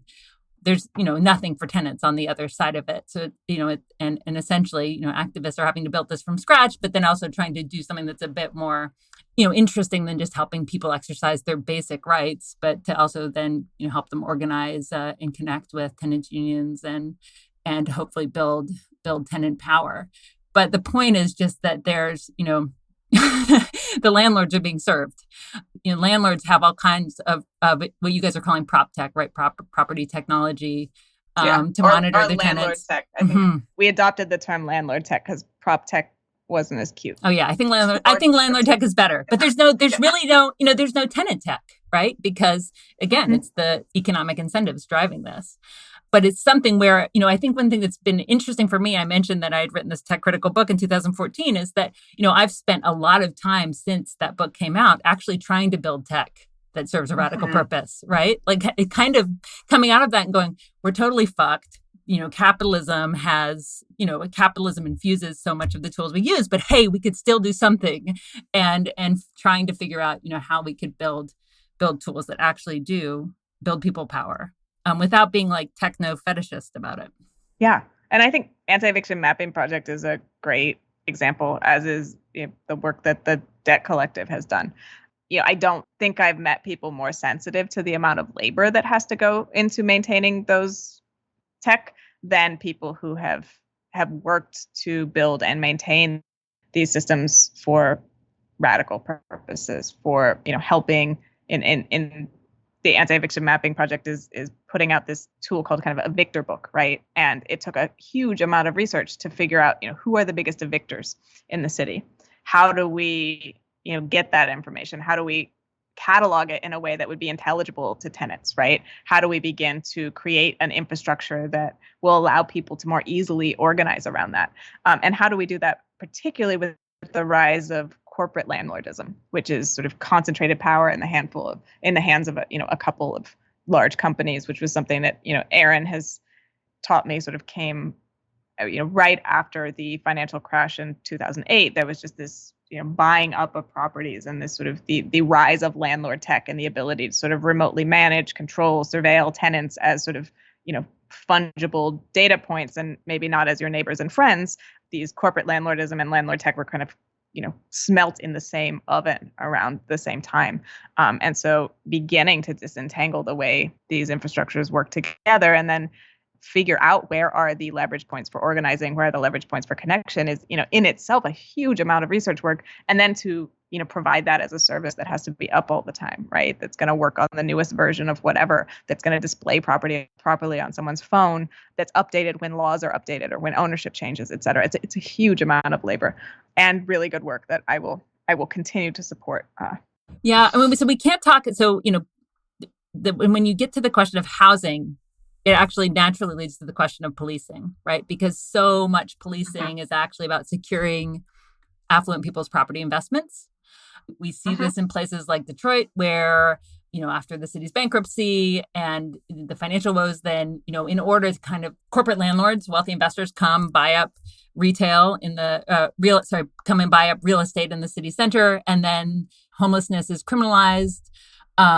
Simple things like loitering, being out on the public streets. Big part of what police do is make investments more profitable. And so one thing, I was thinking about as these evictions come too, is how we're having this, important conversation about police brutality, but we're about to have this wave of, police evicting tenants and working for landlords, which is certainly a form of violence, in service precisely of this, in service of the landlords. I guess I would love for you to talk more about the racism that's baked into so many of these technologies, and also how it's being deployed against protesters, Black Lives Matter protesters in particular, and how tech is used to kind of strengthen the racial hierarchy. I think there is a lot to say on this, and I would point folks to the work of Sarah Hamid, who is an organizer and a scholar and a researcher who looks particularly at the uses of carceral tech. She's based on the West Coast, but just had a really lovely interview in Logic magazine that kind of gets into some of the guts of these questions and what carceral tech is and how we deal with tech as its own question in the context of a carceral state. But tech is certainly being used by police, it's being used by ICE, it's being used by law enforcement. Oftentimes it's not, this isn't an LRAD device or a device that the police have, although they certainly have a lot of technical gadgets. But it's the police being able to access our social media data or, otherwise pull, intimate geolocation records. We've seen, a number of geofence warrants, which are basically the police asking a tech company who has this data, give me information on everyone who was in this radius at this time, in this vicinity, right? Which is, there's a lot of other people who can talk about the, constitutional issues with that. But it's, I think the lesson here is that if the data exists, it's likely going to end up in the hands of the police. You have Amazon, who complied with at least 2,000 warrants to turn over Alexa data. So Alexa, for those of you who live a blessed life away from these troubles, Alexa is Amazon's virtual assistant. You put those mics around your house and it is ambiently recording the intimate domestic activities of folks, right? And then sending that up to Amazon. Of course, when you buy these devices for convenience, you're not thinking that would end in the hands of police, right? So they complied with requests for that data at least 2,000 times. We don't know others that might have been sealed or otherwise not counted there. You have Amazon Ring, and I think when we get into sort of protecting property, protecting capital, this gets kind of right at the heart of it. But Amazon Ring is a sort of doorbell surveillance system. So you stick, Amazon Ring on the outside of your house, and then you can connect your mobile phone or whatever. And when someone comes to your door, you get a video of who's there. Of course, Amazon also gets a video of who's there. And it's sort of, in the work that Erin's been doing and the work that I've been sort of working with them on, we sort of counted that type of neighborhood surveillance among the category of landlord tech. But it has already led to an increase in racist police calls around, delivery workers or people who don't, quote unquote, look like they belong in a neighborhood. But that's not the only issue with Ring. Ring also has, while marketing itself to consumers, is also marketing itself behind the scenes to local police departments. So Ring is offering police access to, or Amazon is offering police access to, unlimited Ring video footage in exchange for police acting basically as Amazon salespeople for Ring, right? Encouraging residents, encouraging people to, buy and install this system based on whatever. So this is sort of a conflation of sort of landlords and police interest, of kind of property owners and police interest in a very literal sense. And, we learned late last year, and I believe they may have implemented it. I haven't checked up, but that Ring had plans to add facial recognition features and potentially a neighborhood watch list, which means that if I came to your door, Astra, and you had for some reason made the choice to install a Ring system at your home, and I were in a police mugshot database, Ring would potentially scan my face. It would match it against that database, and it would send a flag to the police that Meredith Whittaker, who's wanted for something or another, assuming I was at this location. And then you can imagine police can make say you have Alexa too. So I come into your house and we have a conversation about, some secretive enterprise. And then, Alexa picks all of that up and police can get a warrant to request that data from Amazon as well. So, I think when we have to understand that all of this data, all of these technologies are ultimately going to be available or used or in some form kind of a part of this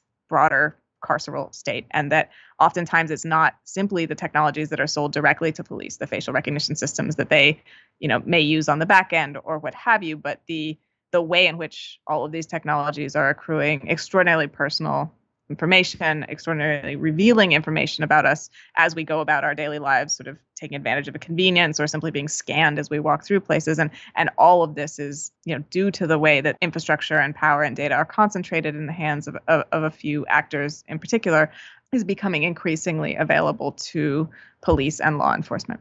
Mm-hmm. And to ICE as well, right? Which is where there has been a lot of action around the demand to not collaborate with ICE. And there have been some white collar walkouts about that too. Could you say more about the technology there and how it's being deployed by the Border Patrol and what companies are leading the charge in that space? ICE is, I think ICE is the Border Patrol is the largest law enforcement agency in the U.S. and the kind of border region is the least constitutional, right? So it's this really, I think it deserves the attention it's gotten, especially given the human rights crimes that have been perpetrated by ICE and the CBP on the border.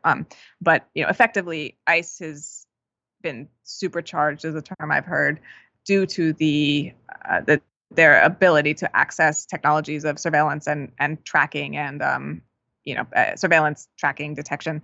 And a lot of these are being provided by companies like Palantir and Anduril. Amazon is also a big ICE contractor. I think Microsoft has ICE contracts. Like the big tech companies are certainly in bed with them. And it bears mentioning that Palantir is a smaller company, but Palantir runs on top of Amazon's infrastructure, as does, I believe, Anduril. So again, you're seeing these sort of interrelationships that are really important to keep track of.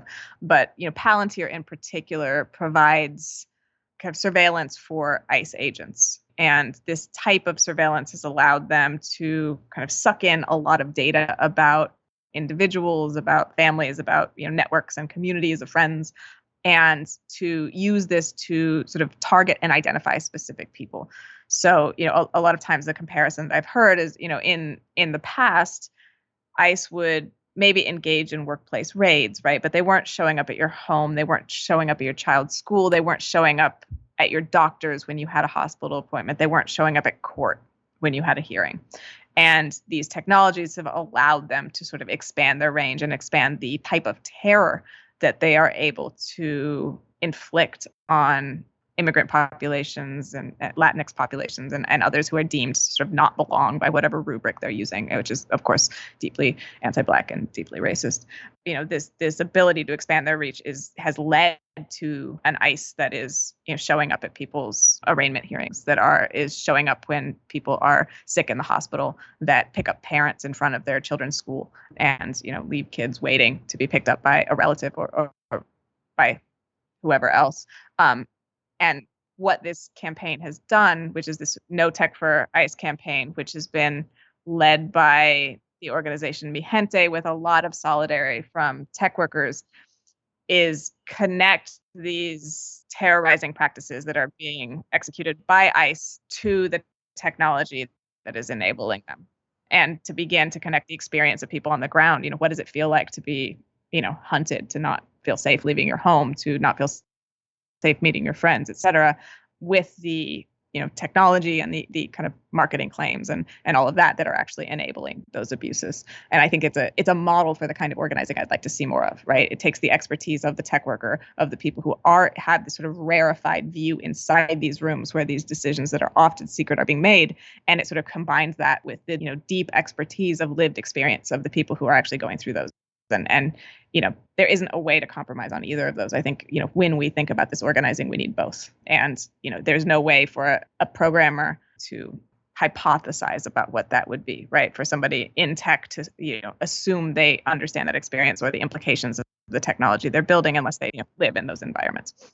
It's sort of impossible to even talk about technology without talking about the military. And of course, all of these arenas we've been looking at, policing, Border Patrol, are also fully militarized. But the internet has deep roots in the military. I mean, we can think about DARPA, and those military contracts are incredibly desired by the big tech companies. By Google, by Amazon.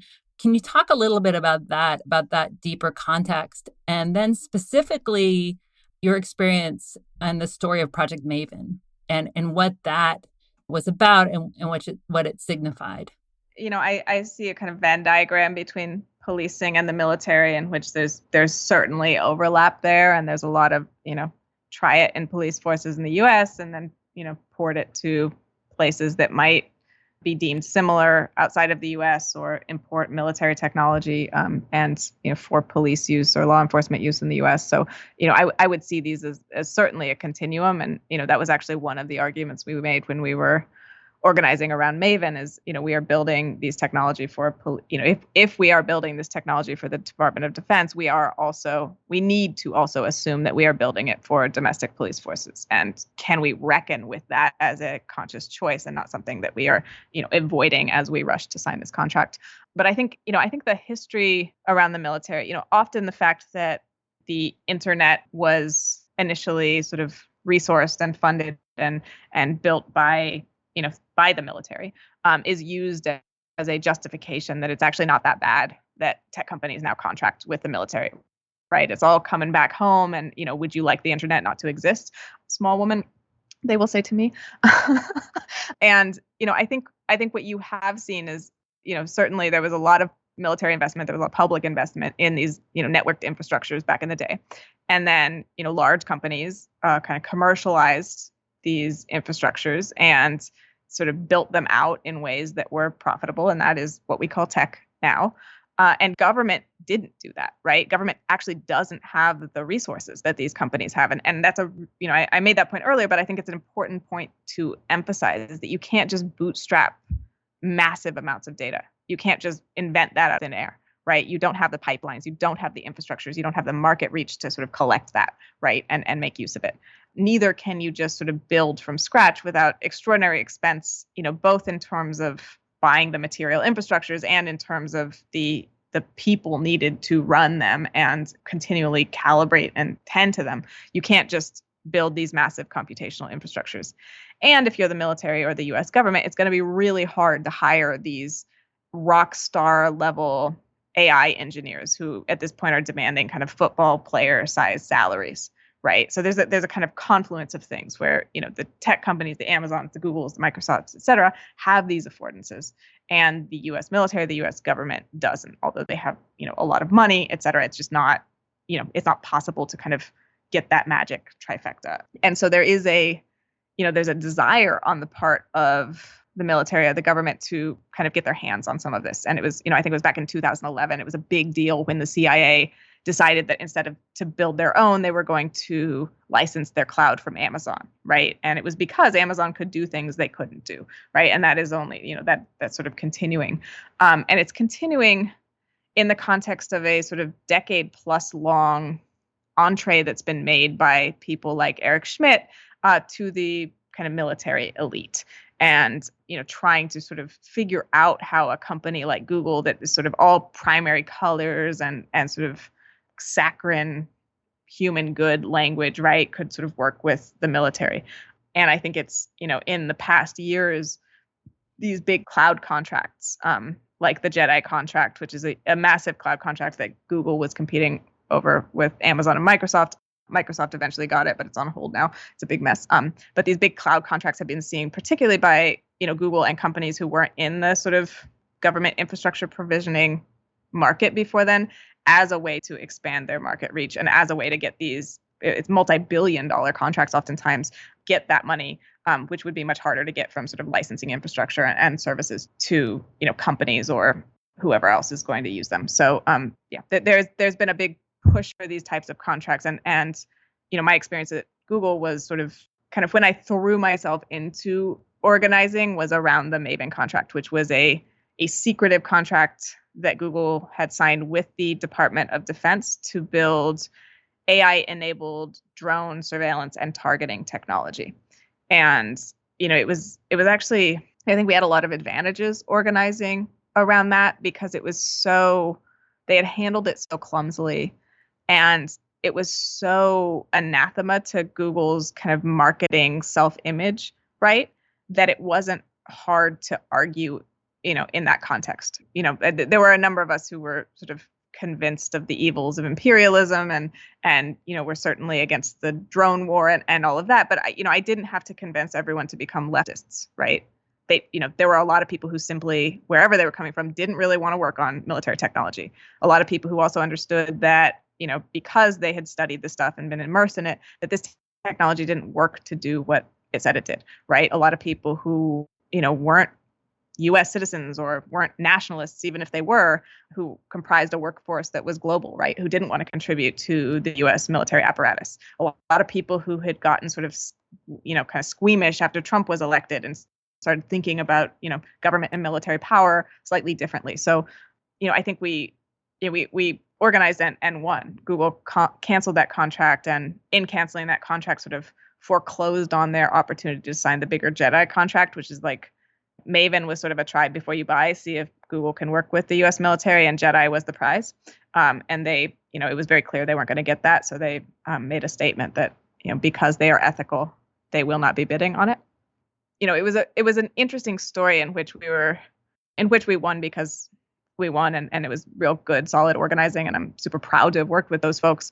But in which we also won because part of, the sort of Silicon Valley mythology was like turned against itself for a bit, right? There were people who really did want to do good, who'd been sold that identity as part of their offer package to come work at Google, and didn't want that to be sort of, washed away. And I think it's a little bit more complicated now. These companies are a bit more sensitive, a bit more sophisticated in the way that they're dealing with organizing, but we had a bit of a heads up on that, or a head start, because they weren't expecting it.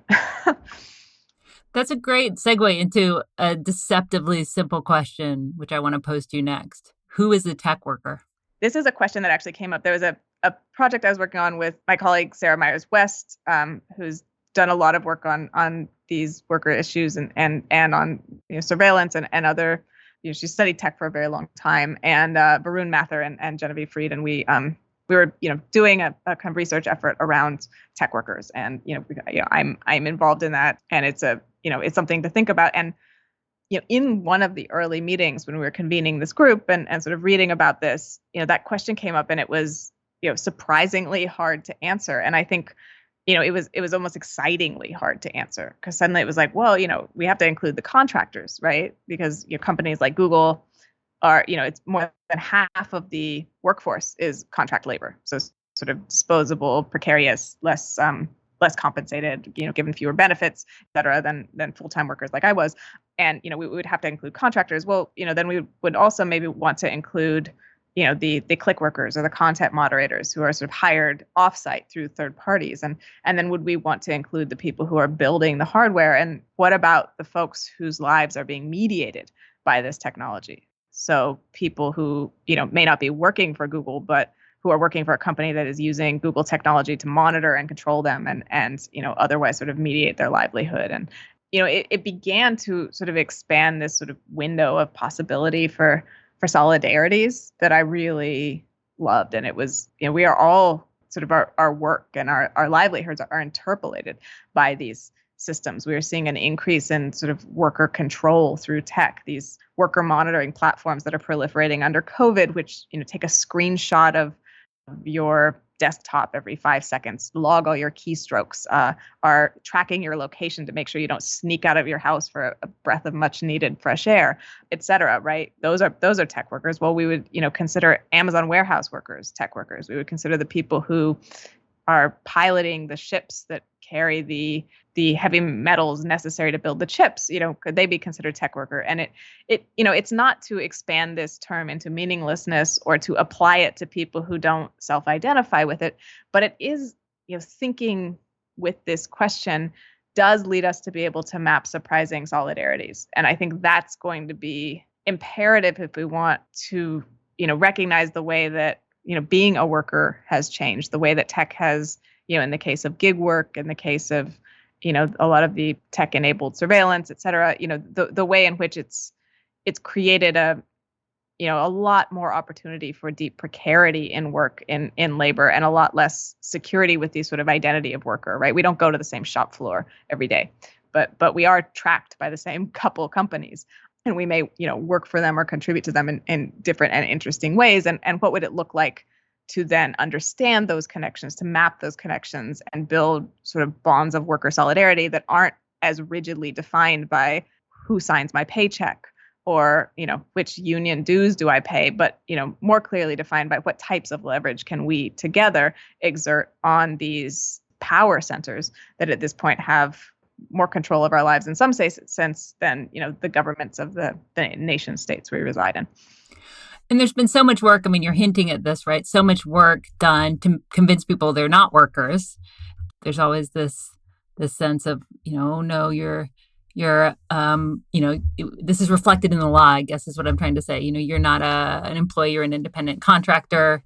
And then there's the kind of divisions between like the white collar workers, so-called skilled labor, and then the tech workers you would find in Facebook's cafeteria or something like that. So there's all of these divisions, all of the ways that solidarity is undermined. And it's both sort of by giving people these mental models that divide and the physical spaces. Like even if you work in the same company, you're not in the same rooms necessarily, or, maybe you're working at a vast distance from each other because, your employment is mediated by an app. So there's real obstacles, and it's so encouraging to see people devising creative ways to overcome those obstacles, and also just, amazing to see American tech workers admit they're workers and walk out and protest. So I wonder if you could just dig into maybe a few of the recent campaigns or just examples of this, maybe some focusing on white collar workers. And then I think the stuff that's going on with rideshare drivers and the battle over AB5 in California is also just incredibly critical, because it shows a kind of, it just shows how viciously tech companies will fight back. But it shows that, if you can actually get certain key pieces of legislation passed that, are robust and have teeth, that you can actually break some of these business models. I think, if we want an inspiring model for what people who are told they're not workers, who are atomized and isolated for each other, can do when they decide to organize. You can look at the rideshare organizing, the Rideshare Drivers United, the Gig Workers Collective, and others in California, but also nationally and globally in other ways. The way in which they've been able to organize over the past couple many years, but couple years specifically leading up to AB5 as a kind of model for that, right? It's not easy to organize people who are in their own cars alone with a passenger and don't have access to sort of meet one another, right? It means going up in airport parking lots, or sort of beginning to figure out ways to meet face to face. And it harkens back to some of the domestic worker organizing, or the sharecropper organizing, or other organizing that was taking people who weren't recognized as like capital L labor, and figuring out how to organize that anyway. And I think we are seeing tremendous success in California. And again, I would point to Veena Dubal and her work and how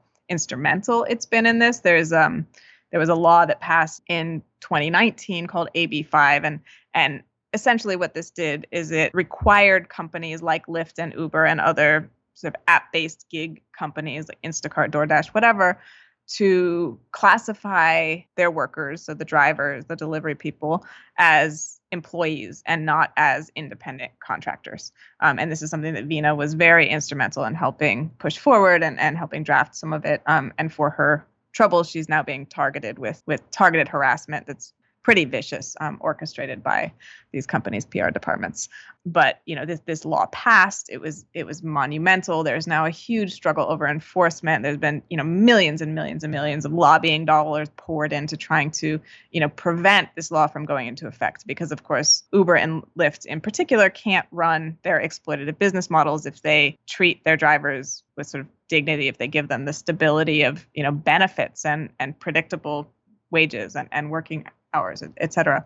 So in a last ditch, let's hope it's last ditch effort to get around AB5 and the requirement to treat workers with dignity and give them a share of the profits that you're hoarding, these companies backed another law that's now on the ballot in California called Prop 22. And this is, Prop 22 is just a loophole in the form of a law.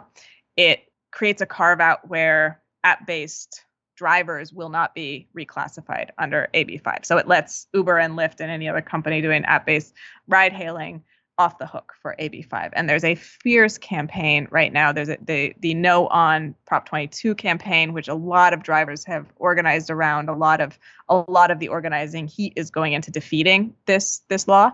And that's the context in which we're seeing a hint of just how ugly this gets, how threatening this is to power, with the pretty appalling harassment and targeting of Veena that's been, conducted by sort of troll armies on Twitter that has, engaged in deeply racist and misogynist threats, that is meant to sort of intimidate and discourage people who would take a stand to, get their money back from these companies from doing that. But, it's also a testament to how successful this has been, right? Because they don't, expend that kind of energy if they don't see this organizing as a threat. So, that's one of the most inspiring examples. And it has been an example also over the years where we've seen white collar Uber workers come out in support of these drivers. There was a really beautiful letter of solidarity that was written by, I believe, a group of white collar Uber engineers with the drivers who were striking in 2019. And they were striking because in one day their wages had suddenly been cut 30% without explanation, but in a way that was ruinous for many of their livelihoods. So I think we're beginning to see where folks across the sort of class divide within technology, and that divide is of course racialized because that's how racial capitalism works. But you're beginning to see people recognize their interdependence and explore different forms of solidarity.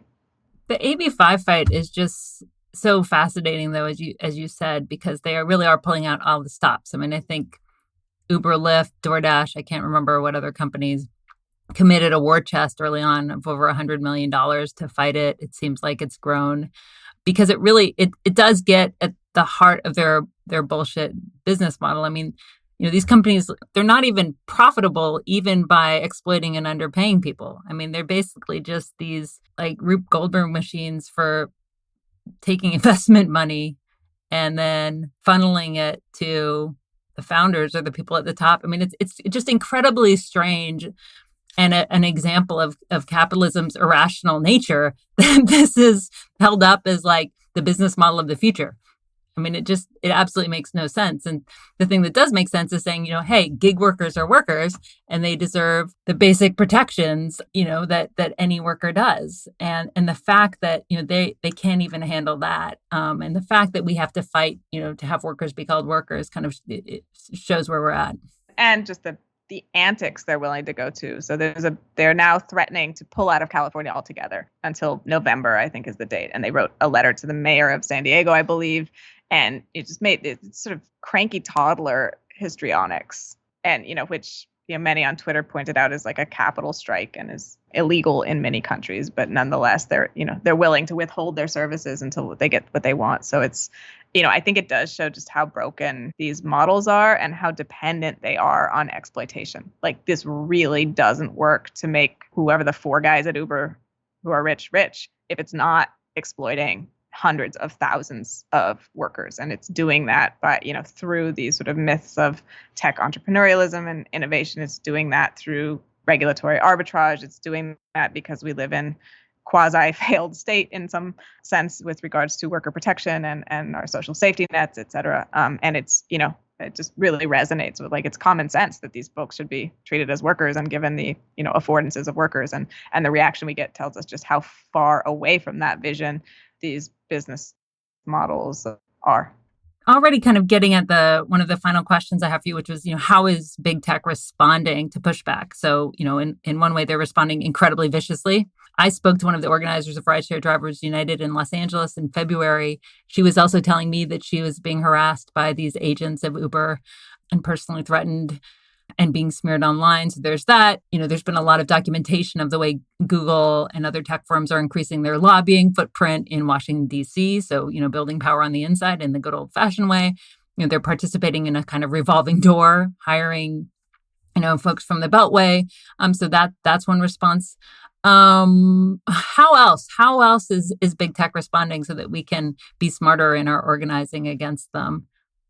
I actually think the responses are pretty classic. When Google got, fed up sounds too trivial a word, but, there was a point at which when we were organizing at Google, they hired an anti-union consultancy. It was this firm called IRI, and they're sort of, they have a janky website and they're clearly like Web 1.0. They are not, sophisticated or in any way like terribly smart, but what they can do is come in and, it's pretty classic, right? It's like you hurt the people who are organizing, and you do that because you want to discourage other people from organizing. You figure out how to change policies such that you don't say you are discouraging or proscribing organizing behavior, but under the auspices of doing something else, you in fact are doing that. It was kind of 101 stuff, and it sort of showed, I think, one, that this organizing does work, right? Even on companies that claim to sort of be different or exceptional or, not just business as usual, which I don't think anyone believes that at this point, but, it's still good to remember. And that the way they're going to react is not going to be terribly surprising, right? Of course, they're going to use the capabilities that exist now, which include sort of, Twitter bots. And, in our case, we were, doxxed and targeted at one point. There are stakes to it, but it's pretty clear union busting. It's pretty clear sort of make an example to discourage organizing. And I haven't seen it go much beyond that. Now, I do imagine a lot of these companies, and I've heard rumors that they're doing sort of screening to try to, screen out dissenters. They're limiting the ability, at Google, they kind of cracked down on a lot of the open discussion and message boards because that was a place where a lot of the political education was happening, which was, of course, necessary to sort of build an organizing base. I think they are struggling with this as well because they don't want to come right out and say, hey, we are, we would love to build weapons, right? Because there's a lot of people who aren't going to be happy with that.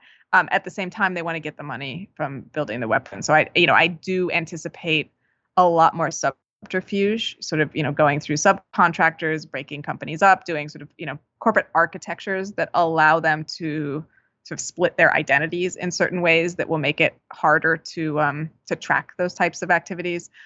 I think we're also, you see Palantir, which is the company that has those massive contracts with ICE and provides so much of that, core infrastructure for ICE terror, has faced steady stream of organizing, like, people picketing outside their offices across 2019. All of their recruiting sessions at colleges are being interrupted, or many of them are being interrupted by student protests, et cetera. They are now moving to Colorado from Silicon Valley, and there are many reasons for that. But clearly one of them is that it is not as easy for them to recruit in Silicon Valley in California as it once was, and it's likely they are hoping it will be easier to do that in Colorado. And we can also discuss the role that recruitment plays and how much power sort of students and prospects have, students and prospects who have those elite technical skills in being able to shape the course of these companies, because, recruiting talent is a key competitive advantage, to use business speak. And it's something they pay a lot of attention to. I do expect that these companies will continue to push back on the organizing. We have seen people fired. I was one of the people who was pushed out of Google. I'm now at NYU and I'm happy there. But I also think that we're going to continue to see organizing work, and there's going to be, part of the success of that organizing will be gauged by the dramatics of tech companies' response. And I don't say that to make light of the pain that people go through when they are targeted or harmed, but just to say that I think we need to expect it. I think we need to prepare for it. I don't anticipate that it will be surprising or terribly sophisticated. I think reading labor history, we're going to get a sense of the types of things they'll do and the types of things that we're lucky they don't have a private police force at this point to do. Right. Well, they'll also just slap the solidarity with Black Lives Matter on the homepage and hope that we believe that as much as we believed the "Don't be evil" motto. So it's definitely one of their responses as well. I'm thinking about how, as we close out, how the solutions to the problems we're facing are framed. There's a lively anti-monopoly discourse, for example, which is something I think, that's a start. I mean, the bigger a company is, the more political power it can wield. And we've talked a lot actually about the problem of bigness and consolidation here. But, I'm not sure my definition of utopia is just 3 competing Googles, right? Or, we already have a medley of invisible data brokers, right? There's competition in that field. And, we're definitely not that much better off. It's just like you have to deal with all of these, small fish all trying to take a bite of your personal data. So I think there's limits to the anti-monopoly thing. I feel like it's constantly being suggested that we should boycott, Facebook, or we should use tools to ensure our personal privacy, or that sort of privacy is the ultimate good we should be pushing for, right? That the problem is really that our privacy is being violated. That also feels really unsatisfying to me. If you could reflect a bit on sort of how you would frame the problems and the solutions, and we got to this in the beginning, or you hinted at it, are we talking about a kind of reformism? Can we have some regulation, break up some monopolies and get where we need to be? Or do we need to take on an abolitionist framework? I think there's strong abolitionist arguments for a lot of these technologies. A lot of them just shouldn't exist. If you are building technology that only exists to control workers or to increase the power of a racist police state, to me, I'm like, that technology shouldn't exist. And so I want you to reflect on that and sort of the big principles and frameworks that are guiding us. And then on the question, which matters, I think probably even more, which is, where is our leverage moving forward? What do you think are the most strategic battles for people to try to engage in and pay attention to? Yeah, I love this question. And I agree that a lot of the framing is tricky or doesn't seem to scope the problem in a way that would provide an answer that I would be satisfied with, right? I'm not eager to let open markets, dictate justice. So even 5 Amazons aren't going to be very, satisfactory to me either. I think, I also think calls for boycotts and other things, just again, it sort of reifies this individualistic notion of agency that just doesn't exist in the face of the way that these companies and these technologies have kind of colonized our daily life. The ability not to be on Facebook is a privilege, right? And to go about your daily life without having to log in to check on your work or check on an event or whatever it is. And in a lot of places, business is done over Facebook, right? Like that's the problem. The problem is not that people make dumb choices because they're so stupid. And if only they, had the sort of righteous backbone that myself and my 3 privacy friends have, they would stay off these platforms and talk about being off these platforms constantly, right? I think they generalize these harms in a ways that ignore race, power, class, who is actually being harmed by invasions of privacy. It's often not the handful of white privacy engineers who are talking most about privacy. It's the people whose, ability to get resources, the ability to see their children, the ability to get jobs is dictated by, massive bureaucratic infrastructures of surveillance and means testing and control that have pre-existed technology, but that are magnified and amplified by technical systems that just sort of speed up those processes, that amplify those processes that were made essentially in the mold of those processes. So again, I don't think there is, if we look to just tweaking tech without looking to the histories and structures within which tech is operating, we're not going to fix the problem. And I think that, that sort of gets it to the what are the key battles, which is a question I struggle with given the breadth of tech's proliferation, right? Is it education or is it criminal justice? Where to start? And I think, so the battles in which we're going to have to recognize technology as a significant issue to contend with, to organize around, are the same battles we're fighting for a livable future across the board. The battles to put care and well-being over accumulation, to create a future in which we're able to sort of curb the worst implications of the climate crisis. And I think there, in all of these, there are fundamental questions about, who gets resources, who gets to decide, who has decision-making power, who is able to live like a full and lovely life, and who gets excluded from that. And, these are questions that right now we are seeing technical infrastructures created by the elite to meet the profit incentives of the elite that are designed to make these decisions or to justify pre-existing decisions about who's worthy and who isn't, right? These technologies of classification, these technologies of social control, these technologies that claim to be intelligent, but in fact are just putting a sort of computational veneer on, historical prejudices and, sort of racialized exclusions. So I don't think there is a battle in which we can ignore the presence of these technologies, but I also don't think there is a battle in which we segment technology out as its own issue. And we have seen this, right? Like if we fix that, if kind of the bias in technology discourse that's pretty popular or has been popular for the last handful of years was looking at technology as having sort of a flaw that could be fixed, right? So the idea emerged that you could fix facial recognition by making sure it was able to recognize people with all skin tones, right? Because research emerged that shows that facial recognition was in fact encoding racist misrecognitions, and the answer was, well, we're going to fix it by making sure it recognizes everyone.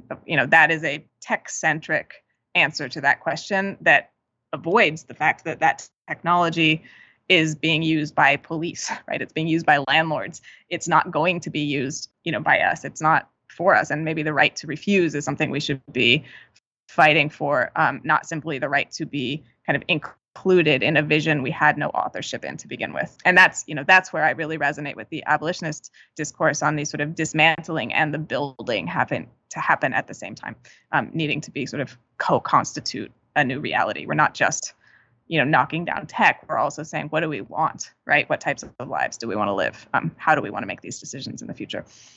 100%. We don't want a world where the technology discriminates fairly against people in order to amass huge fortunes for some, right? That colorblind exploitation of poor people is not the socialist horizon for technology. Have you got any closing thoughts on that? What would the internet look like under a different political economic paradigm? I mean, can you even begin to imagine it? Or are our imaginations limited by the fact that this is all that we've known? I'll try to answer this question, but I do think my imagination might be a little limited by it. And I think where I get hung up on this is sort of recognizing the limitations of computation itself and the way in which the history of computation has been forged by the same forces we are discussing now, the same structural forces, the same, who got to determine what computers do and what they served and how they operated. Was, again, it's some of the same characters we're becoming familiar with during the show. And I think if there were an internet that was sort of just and collective, we would need to pay a lot more attention to how are the practices of sort of constructing the data and the information and the, air quotes, content that appear on that internet constituted. Because, how do we determine, what those things are? Who gets to do that? Because at this point, the infrastructures are designed, function, are sort of constituted through a logic that there is a sort of, there is a system that exists and it gathers data, it reflects data. It's sort of this, it is effectively the arbiter of that, right? It determines how data is created, how information is created. It determines what to do with that. And now there could be sort of collective processes around that, but it is like it encodes a form of sort of power and control in the fundamental constitutive logics of how it works that I think we need to be really careful with, right? It is fundamentally sort of a technology of classification. It is a technology that has been built around logics of scale, and scale is a fundamentally flattening concept, right? If you're going to assume that everyone is more or less the same, and the data you take from everyone can be more or less, constituted similarly, you have made a decision that has a lot of power, right? And by you, I'm thinking about, the person who designs whatever the system is, right? You have made a determination on behalf of all of those people, right? And so, I'm not saying that is always bad, and I don't want to get into the realm of abstractions where we're just sort of paralyzed. But I do think taking these sort of fundamental modalities of classification and control and the way in which sort of the desire to scale from sort of one set of logics across billions of homogeneous human beings as a sort of starting point to understand how these systems have been kind of designed and constructed and their sort of core functioning. Like, we need to take that very seriously before we think about sort of repurposing some of those logics toward liberatory ends. I think that's a fantastic warning. This has been such a good conversation. I want to advise anyone who's interested in keeping up with these debates to follow you on Twitter. That's an endorsement of Meredith and not Twitter. Meredith Whittaker, thank you so much for joining me on The Dig. Thank you so much, Astra. It's been a real delight.